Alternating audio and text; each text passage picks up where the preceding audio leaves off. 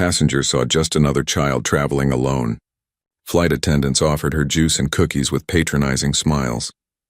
But when hostile aircraft threatened their Boeing 777 and F-22 Raptors scrambled to intercept, the quiet 10-year-old in seat 17A revealed she carried the legendary Viper bloodline that would save them all. Before you watch full story, comment below from which country are you watching. Oh, don't forget to subscribe. The Boeing 777 cruises smoothly at 35,000 feet above the American heartland. Sunlight streams through the oval windows as 287 passengers settle in for what should be a routine 5-hour flight from Los Angeles International to Ronald Reagan Washington National Airport. The massive twin-engine aircraft hums with the comfortable sounds of modern air travel. Quiet conversations, the soft whoosh of the air conditioning system, and the distant rumble of the Pratt & Whitney engines pushing them eastward at 550 miles per hour. In seat 17A, a small figure sits quietly by the window. Sarah Chen, 10 years old, appears to be just another unaccompanied minor, making the journey across the country. Her straight black hair is pulled back in a simple ponytail, and she wears a purple hoodie with jeans and white sneakers. On her lap sits a tablet displaying a colorful animated movie about talking animals.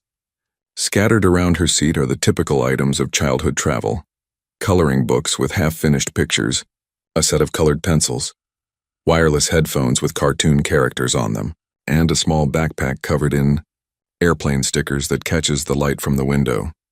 Flight attendant Jennifer Martinez approaches with the practiced smile of someone who has dealt with hundreds of unaccompanied minors over her 8 years with the airline.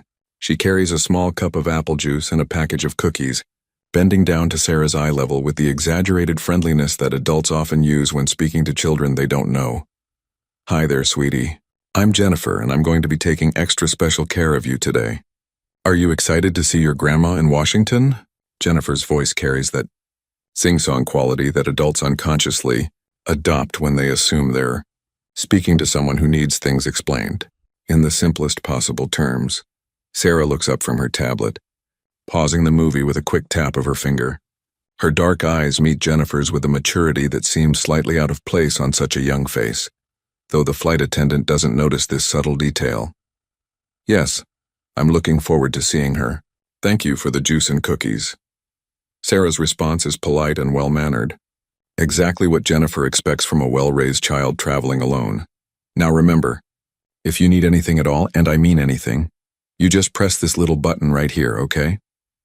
Jennifer points to the call button with the same careful emphasis she might use to explain a complex concept to a preschooler. "And if you need to use the bathroom, I'll walk with you so you don't get lost. Sometimes these big airplanes can be confusing for little ones. I understand. Thank you for explaining everything." Sarah's response is exactly what Jennifer hopes to hear from a cooperative young passenger who will follow instructions and not cause any trouble during the long flight.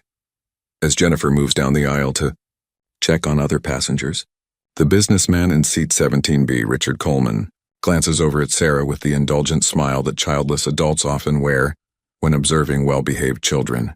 He spent the first hour of the flight working on his laptop, reviewing quarterly sales reports, but now he closes the device and turns slightly toward the young girl beside him. "That's a pretty cool tablet you have there. What movie are you watching?" Richard's question comes with the assumption that he's making pleasant small talk with a child who probably enjoys the latest Disney releases and animated adventures designed for her age group. It's about Forest, animals who have to work together to save their home from developers. The animation is really detailed. They must have used some advanced rendering software to create the lighting effects. Sarah's response contains technical vocabulary that surprises Richard, though he assumes she's simply repeating something she heard an adult say about the movie. "Wow, you know some big words. Are you good at school?" Richard continues the conversation with the patronizing tone that adults often use when they encounter children who seem bright but are clearly still just kids who don't understand the complexities of the adult world. "I do okay. I like learning about different things." Sarah turns back to her tablet, seemingly more interested in her movie than in continuing the conversation with the friendly stranger beside her. Behind them, in seat 18C, elderly passenger Dorothy Walsh has been observing the interaction with the warm approval of a grandmother who raised 3 children of her own. She leans forward slightly, her gray hair perfectly styled despite the early morning departure, and taps Richard gently on the shoulder. Isn't she just precious? Traveling all by herself like such a big girl. When I was her age, children never flew anywhere without their parents. Times certainly have changed. Dorothy's voice carries the nostalgic tone of someone who remembers when air travel was a rare luxury rather than a common occurrence. She seems very mature for her age. Richard agrees, though he immediately returns his attention to his laptop, dismissing Sarah as just another well-behaved child who poses no particular interest or challenge to the adult passengers around her. The flight continues smoothly as the massive aircraft maintains its eastward course across the continental United States. In the cockpit, Captain Michael Torres and First Officer Lisa Park monitor their instruments with the relaxed professionalism of aviators who have made this particular route hundreds of times. The weather ahead looks clear. Air traffic control has them on a direct routing that will save 12 minutes of flight time, and all systems are operating within normal parameters. Captain Torres, a 23-year veteran of commercial aviation, stretches in his seat and glances at the fuel flow indicators, the engine temperature gauges, and the navigation display that shows their progress across the digital map of American airspace. At 51 years old, he has logged over 18,000 flight hours without a single major incident, and this Tuesday morning flight appears to be proceeding exactly like the thousands of other routine trips he has commanded. Beautiful day for flying. Torres comments to his first officer as they pass over the Colorado Rockies, the snow-capped peaks visible far below through the crystal-clear air at their cruising altitude. Couldn't ask for better conditions, Park agrees, making a routine entry in the flight log and checking the estimated arrival time in Washington. We might even get there a few minutes early if these tailwinds hold. Up. Neither pilot has any reason to pay particular attention to the passenger manifest or to wonder about the young girl traveling alone in seat 17A, unaccompanied. Minors are routine occurrences on transcontinental flights, and the cabin crew handles all the details of their care and supervision. From the cockpit perspective, Sarah Chen is simply one of 287 souls on board their aircraft, no different from any other passenger in terms of their responsibility to deliver everyone safely to their destination. In the main cabin, lunch service begins as flight attendants move through the aisles with carts loaded with prepackaged meals, drinks, and snacks. The familiar choreography of airline food service plays out as passengers make their selections and settle in for the meal that will help pass the time during the middle portion of their journey. Jennifer stops at Sarah's row with a special tray, designed for unaccompanied minors, a smaller portion with child-friendly options and extra attention to presentation that makes the airline meal seem more appealing to young travelers. I brought you the chicken nuggets with mac and cheese, plus some fruit and a chocolate chip cookie, and here's some milk to go with it. Jennifer sets the tray on Sarah's seatback table with the careful attention of someone who knows that hungry, cranky children can quickly become difficult passengers. This looks very good. Thank you for taking such good care of me.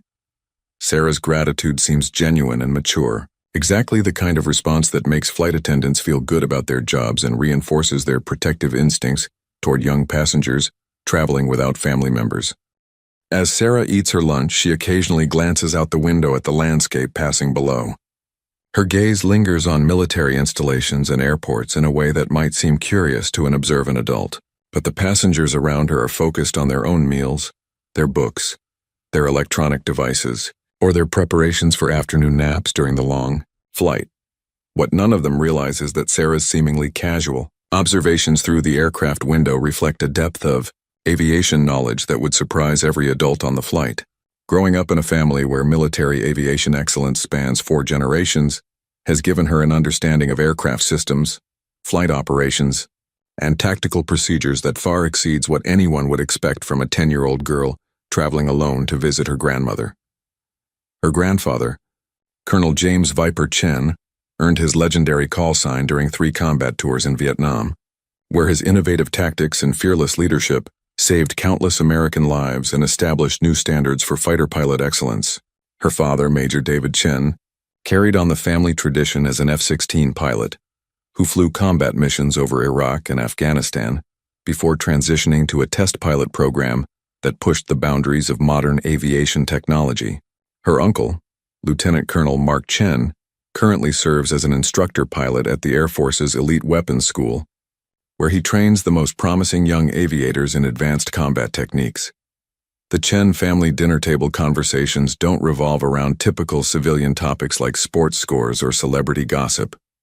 Instead, Sarah has grown up hearing detailed discussions about aerodynamics, weapon systems, tactical formations, emergency procedures, and the split-second decision-making that separates competent pilots from truly exceptional ones. She has absorbed this knowledge with the natural curiosity of a bright child.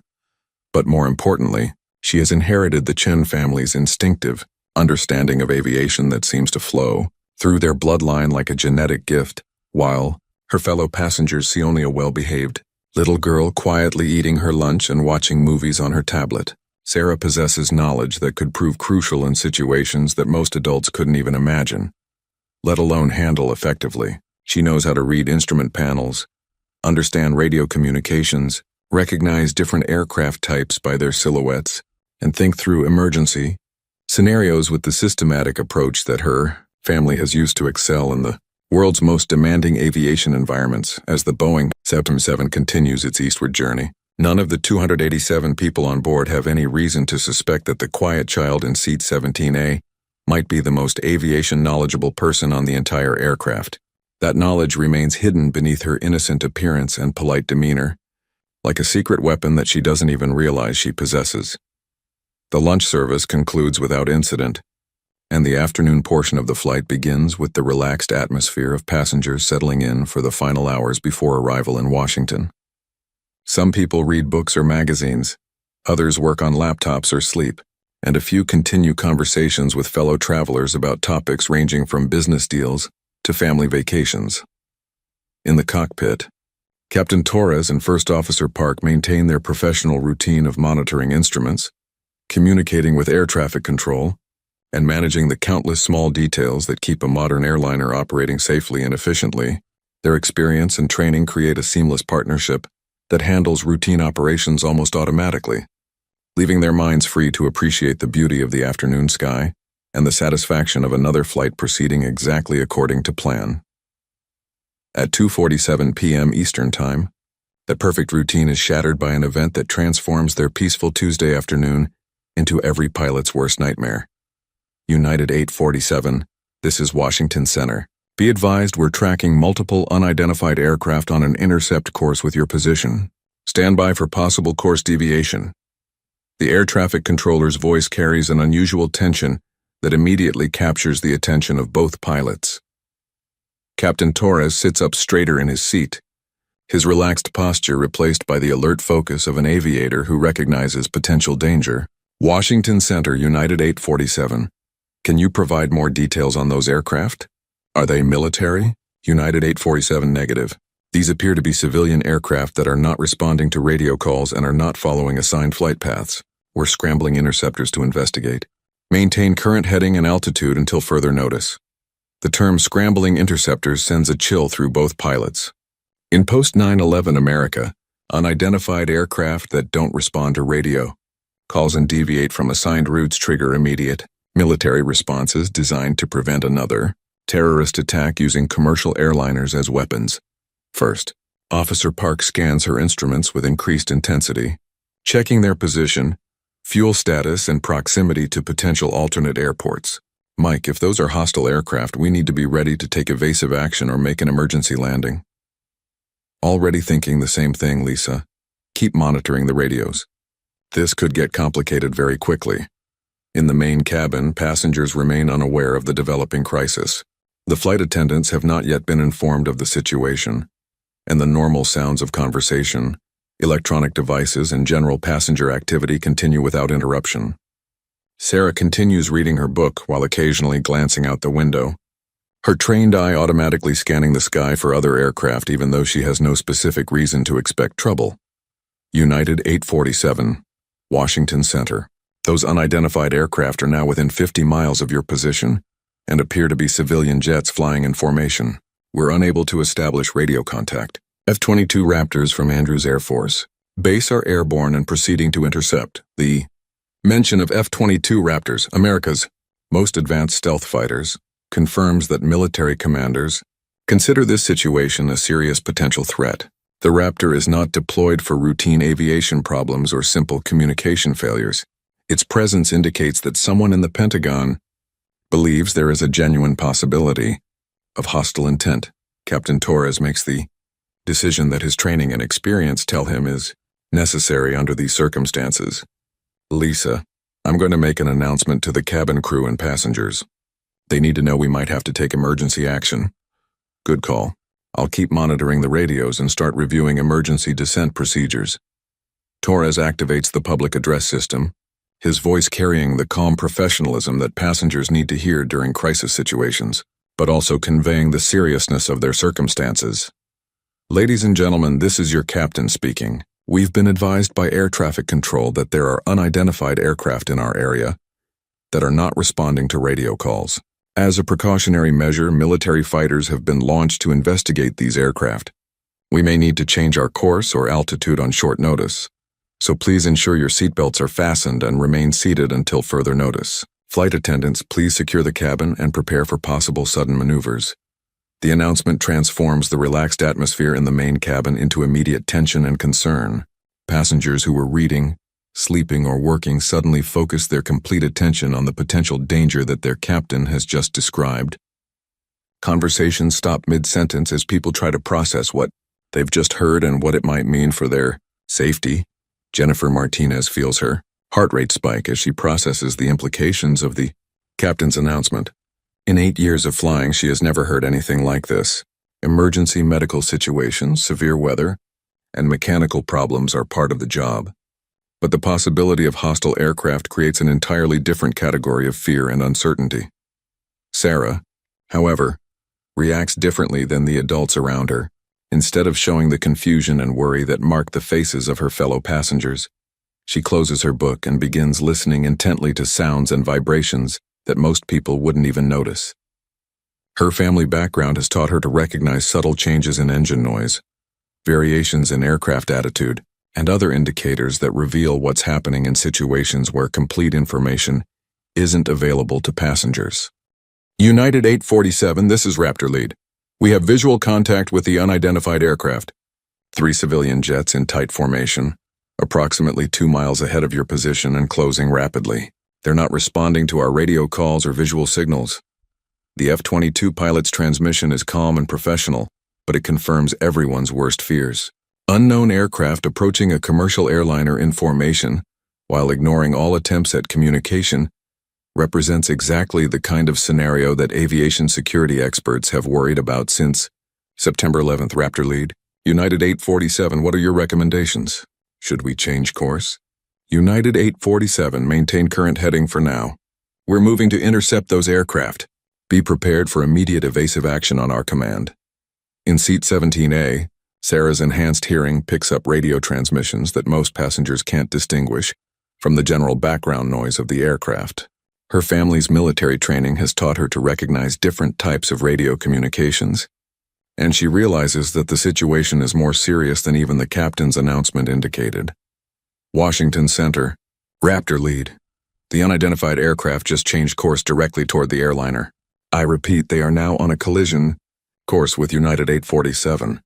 This transmission sends shockwaves through the cockpit as Captain Torres and First Officer Park realize they are facing an imminent threat that requires immediate action to protect their passengers. United 847, execute emergency descent immediately. Turn left heading 180 and descend to flight level 250.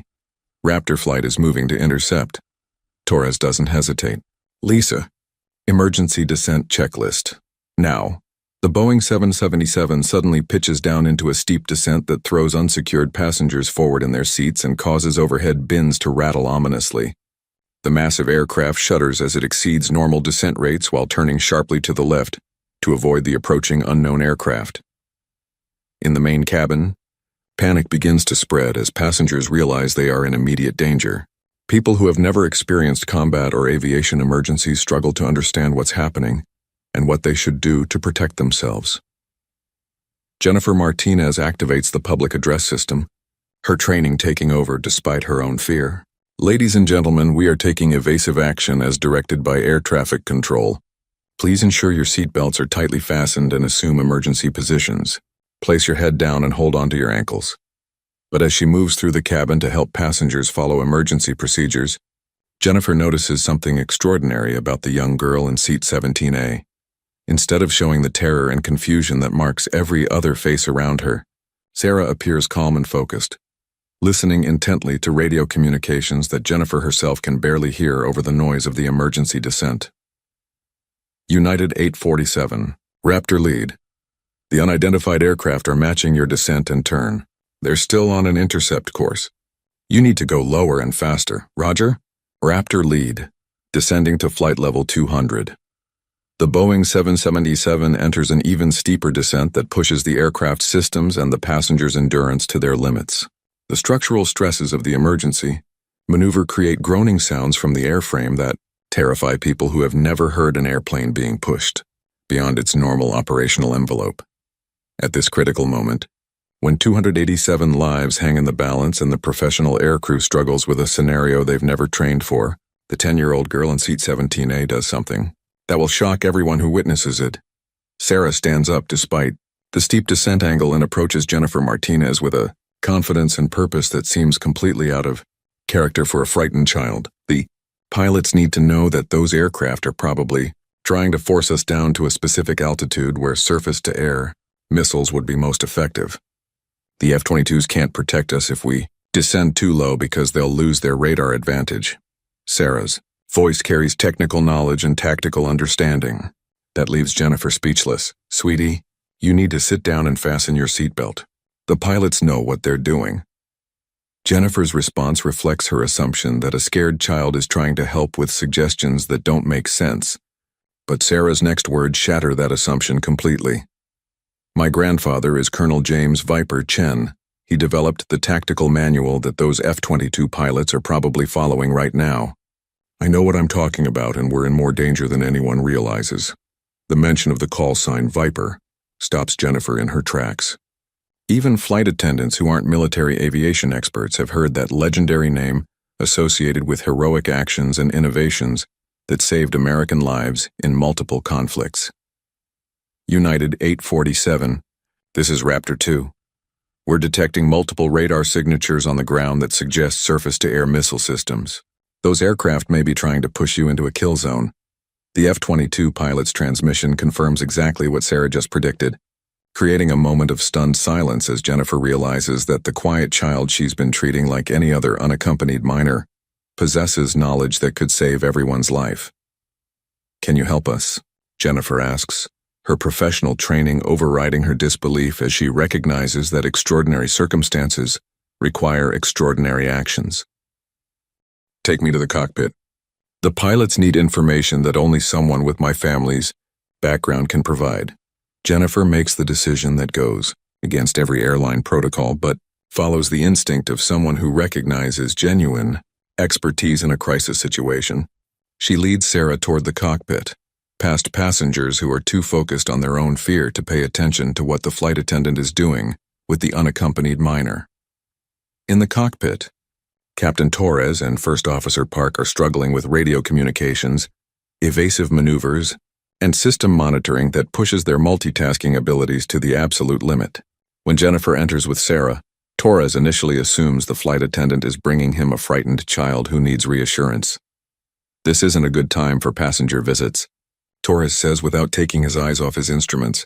Captain, she says her grandfather is Colonel Viper Chen, and she knows things about this situation that might help us. Jennifer's explanation comes out in a rush because she knows how unbelievable it sounds. The call sign Viper gets Captain Torres' immediate attention. Every American military pilot knows that name and the legendary achievements it represents. He turns to look at Sarah with new eyes, seeing not just a child but potentially a source of expertise that could save his aircraft and everyone aboard. What's your name, sweetheart? Torres asks, his voice combining professional focus with the gentleness appropriate for addressing a young person in a crisis situation. Sarah Chen, sir. Viper is my grandfather. My father is Major David Chen, and my uncle is Lieutenant Colonel Mark Chen at Weapons School. I've been learning about aviation and tactics my whole life. United 847. Raptor lead, you need to level off at your current altitude and turn right to heading 090. We're engaging the hostile aircraft now. Sarah listens to the transmission and immediately recognizes a critical problem that the adults haven't identified. Captain, that heading will take us directly over the suspected missile sites. The F-22s are probably trying to draw the hostile aircraft away from us, but they're sending us into a different kind of danger. Torres stares at Sarah with growing amazement as he realizes that her analysis makes perfect tactical sense. What do you recommend? Turn left to heading 270 and maintain your descent to flight level 180. That will keep us away from the ground-based threats while giving the Raptors room to maneuver. Also, increase speed to maximum safe velocity. Time and distance are our best protection right now. United 847, this is Raptor lead. Be advised we have engaged the hostile aircraft. You are clear to resume normal navigation at pilot's discretion. But Sarah shakes her head urgently. Don't trust that transmission, Captain. The voice pattern doesn't match the previous communications. Someone's jamming the frequencies and sending false information. Torres and Park exchange glances as they realize that the young girl beside them is demonstrating situational awareness and technical knowledge that exceeds their own experience with this type of threat scenario. How can you tell? Park asks. My family taught me to recognize voice stress patterns and radio deception techniques. That wasn't the same pilot who's been talking to us.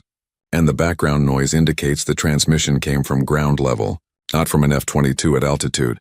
At that moment, the real Raptor lead comes back on the radio with a transmission that confirms Sarah's analysis. United 847, disregard the previous transmission. That was not from our flight.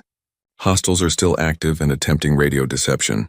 Turn left to heading 270 and continue descent as you see fit. Jesus Christ, Torres whispers as he realizes that Sarah's knowledge just prevented him from flying directly into a trap that could have destroyed his aircraft and killed everyone aboard. United 847, Raptor lead. Can you confirm your passenger manifest includes any family members of Colonel James Chen, callsign Viper? The question comes from the F-22 flight leader, who has apparently been monitoring their radio communications and overheard Sarah's introduction. Torres keys his microphone with growing understanding of just how significant this young passenger might be. Raptor lead. Affirmative. We have Viper's granddaughter aboard. She's been providing tactical advice that has already saved our aircraft. Copy that, United 847. Please be advised that Colonel Chen is a legend in our community. His tactical innovations are still taught at every level of military aviation. If his granddaughter has inherited his knowledge and instincts, you should listen to everything she tells you. The F-22 pilot's words carry a reverence and respect that makes it clear to everyone in the cockpit that Sarah Chen is not just any child, but the descendant of a military aviation icon whose influence extends far beyond what anyone had imagined. Sarah, what should we do next? Torres asks, fully accepting that a 10-year-old girl has become his most valuable advisor in a situation that none of his training prepared him to handle. The hostile aircraft are probably going to try one more intercept attempt before the F-22s can neutralize them. They'll approach from below and behind where our radar coverage is weakest. Tell the Raptors to position themselves for a rear quarter attack while we execute a climbing turn to the right that will mask our signature from ground-based sensors. Raptor lead. United 847. Our tactical advisor recommends you prepare for hostile approach from our 6 o'clock low position while we execute climbing right turn to confuse ground radar. United 847. Your tactical advisor knows her stuff. We're repositioning now. Execute your maneuver on my mark. 3, 2, 1. Mark. The Boeing 777 enters a climbing right turn that showcases Captain Torres's skill as he pushes the commercial airliner through maneuvers it was never designed to perform. The passengers in the main cabin experience G-forces and aircraft attitudes that make them feel like they're on the world's most terrifying roller coaster. But Sarah remains calm and focused in the cockpit, continuing to provide analysis that helps keep everyone alive. Raptor lead. We have missile lock on 2 of the hostile aircraft. Engaging now.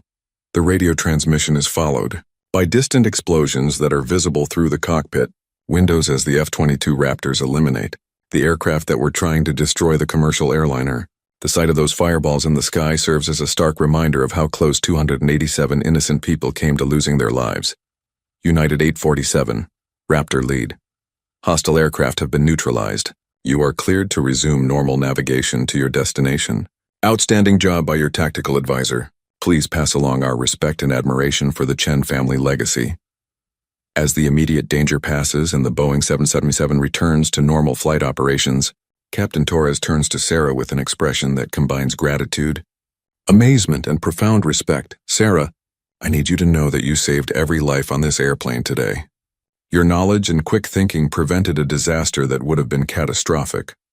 My grandfather always taught me that knowledge is only valuable if you use it to help other people. Sarah replies with the modesty and wisdom that mark her as a true representative of the Chen family traditions. First Officer Park shakes her head in wonderment. I've been flying for 15 years and I've never seen anything like what just happened. How did a 10-year-old girl know more about tactical aviation than two professional airline pilots? Growing up in my family means learning about aviation the way other kids learn about baseball or video games. My grandfather, my father, and my uncle have been teaching me since I could walk. They always said that knowledge might save my life someday, but I never imagined it would save other people's lives too. Jennifer Martinez, who has been listening to the conversation with growing amazement, finally finds her voice. Sarah, I owe you an apology. I treated you like just another child who needed supervision and protection, but you're the one who ended up protecting all of us. You don't need to apologize. You were doing your job and you did it well. When I needed help getting to the cockpit, you trusted me even though it seemed crazy. That took courage too. As the Boeing 777 continues its approach to Washington, D.C., word spreads through the main cabin about what actually happened during the emergency, and how the quiet little girl in seat 17A turned out to be the key to everyone's survival. Passengers who had smiled at her condescendingly or offered her snacks now look at her with awe and respect. Richard Coleman, the businessman who had made small talk about her movie, approaches her seat with obvious embarrassment and genuine gratitude. Sarah, I want to thank you for what you did today. I also want to apologize for talking to you like you were just an ordinary kid. I had no idea who you really were. I am just an ordinary kid in most ways, Sarah replies with a smile. I like movies and books and video games just like other people my age. But my family taught me that we all have special knowledge about something. And when the time comes to use that knowledge to help others, we have to be ready. Dorothy Walsh, the elderly passenger who had commented on how precious Sarah looked, wipes tears from her eyes as she thinks about how wrong her initial impression had been. Dear, your family should be so proud of you. You have wisdom and courage that most adults never develop. They taught me that courage isn't about not being scared. It's about doing what needs to be done even when you are scared. I was terrified during that whole emergency, but I knew I had to help if I could. As the aircraft makes its final approach to Ronald Reagan Washington National Airport, Captain Torres makes one final announcement to the passengers. Ladies and gentlemen, this is your captain with an update on our earlier emergency. I want to inform you that we owe our lives today to one of our passengers, 10-year-old Sarah Chen, the granddaughter of the legendary Air Force Colonel James Viper Chen. When our aircraft was threatened by hostile aircraft, Sarah provided tactical expertise that enabled us to avoid disaster and allowed military fighters to protect us successfully. It is my privilege to share this flight with someone who demonstrated such extraordinary knowledge, courage, and selflessness. The entire cabin erupts in applause that continues for several minutes as 287 people express their gratitude to the young girl who saved their lives. Sarah accepts the recognition with the quiet dignity that her family taught her, understanding that heroism is not about seeking praise, but about rising to meet challenges when they present themselves. As the Boeing 777 touches down safely at Ronald Reagan Washington National Airport, Sarah looks out the window at the F-22 Raptors that are escorting them to the gate as an honor formation. She knows that somewhere above in those cockpits are pilots who understand and respect the Chen family legacy that she carries forward into a new generation. The quiet kid in seat 17A had turned out to be anything but ordinary, and her actions during one terrifying afternoon had honored the military aviation tradition that runs through her bloodline, like a river of courage and expertise. Colonel James Viper Chen would be proud of his granddaughter, who proved that legends can be born in the most unexpected places and circumstances. As passengers disembark, Many stop to shake Sarah's hand, hug her, or simply say thank you one more time. She accepts their gratitude graciously while remaining the polite, thoughtful child she was when the flight began. The only difference is that now everyone knows what was always true, that appearances can be deceiving, and that heroes come in all ages and sizes. The story of Flight 847 would become legendary in aviation circles, not just because of the successful defense against hostile aircraft, but because it demonstrated that knowledge, courage, and quick thinking can emerge from the most unlikely sources. And somewhere in the Pentagon, military commanders would add another chapter to the Chen family saga. The day that Viper's granddaughter proved that excellence runs in families, and that legends never really end. They just pass to the next generation,